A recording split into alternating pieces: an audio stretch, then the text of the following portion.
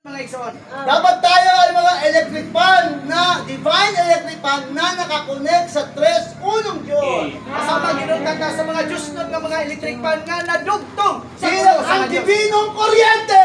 Na mao ang Diyos nun nga kurente. Kung palagi tayong nakakonect sa Panginoon, Kung kanunay tang nadugtong sa atong Ginoo, ina-apply natin ang PAPC, kung gi-apply nato ang PAPC, personal, affectionate, private, sweet, and intimate relationship sa Kanya, Amen. tayo ay mapupunuan niya at tayo ay mag-ensayo ng Espiritu natin. Amen. kita mapambitan niya sa iyang kagalingon mismo o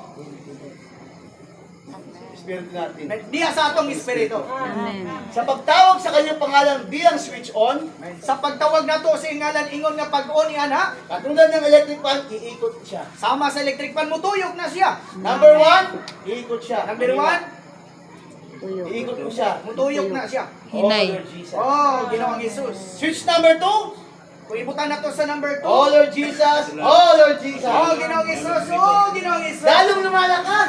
Mukusog ni siya. Switch number Kung 3, ibutan nato sa switch number 3, pinakamalakas. mo nang pinakakusog. Di ba ito isang burning in spirit? Di ba mao ni ang pagka-dasig niya sa espiritu? Kahit iwan mo ang electric fan, basta nakakonect sa electricity, iikot pa rin siya. Bisag biyaan ni mo ang electric fan, basta nakasaksak sa kurinti mo tuyok, gyapon na. Ang pinapakita dito, dapat tayong laging nakakonect sa Panginoon. Ang ipakita nila nga kanunay yun tatang nadugtong sa atong Dapat Ginoo. tayo ay nakasaksak sa divine electricity. Kanunay yun tatang nakasaksak sa Diyos nun nga kurinti. At para sa tuwing tayo maglilingkod at mangangalaga sa mga kapatid, Sa panahon nga kita nag-alaga ug nagatiman sa mga kaigsunan, punong-puno tayo ng buhay.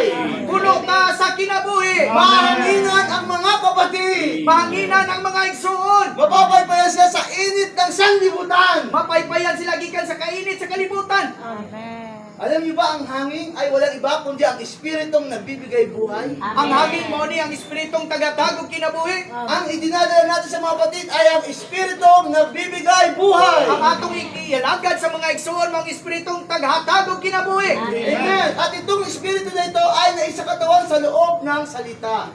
Kini nga espiritu gipakalawas niya sa pulong. Amen. Kaya kapag nagsalita ka sa mga kapatid, mula sa salita ng Diyos, sila ay nabibigyan ng espiritu at ng buhay. Kung kita namulong sumala sa pulong sa Dios, ato silang mapambitan sa kinabuhi o espiritu. Sa 1:63, John 6:63. Sa Juan 6:63, Binanggit niya, it is the Spirit who gives life. ang espiritu mo'y nakahatag og kinabuhi. The flesh profits nothing, Ang unod walay mahimo. but the words which I have spoken to you Ang pulong nga akong gipamulong nga nanimo, are spirit and ang life. espiritu o kinabuhi. Kaya yung salita ng Diyos na ating sinasalita, Ang pulong sa Dios nga atong ay gipamulong, bawang espiritu at bawang buhay. kay kini espiritu o kinabuhi. At kapag tayo naman ay napunuan ng salita ng Diyos, Kay ug sa panahon nga kita napuno sa pulong sa Dios, kahit ano ang kalagayan ng mga kapatid, bisag unsang kahintang sa mga igsuon, kakayanin natin na sila ay ma-comfort, ma-cherish at ma-nourish. makahimo ta sa pagmaymay, pagtambag ug makatiman kanila. Ano man ang kanilang maging sitwasyon, merong salita sa ating mga labi para panusto sa kanila. Bisag unsang ang ilang kahintang dunay mga pulong sa tong baba nga ikaalagad ug ikapakaon ngadto nila. At kapag tayo naman ay napunuan ng Espiritu, Sa panahon nga kita mapuno sa espiritu, hindi tayo basta-basta babagsak. dili ta ma Basta-basta. dili ma backslide. Pandol. Tayo ay lalo pang tataas. Kita ay madasig pa.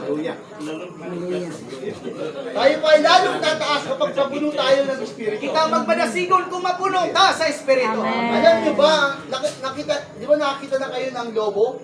Kabalo ba mo? Nakakita na mo ka ng balon? Ang lobo, ang lobo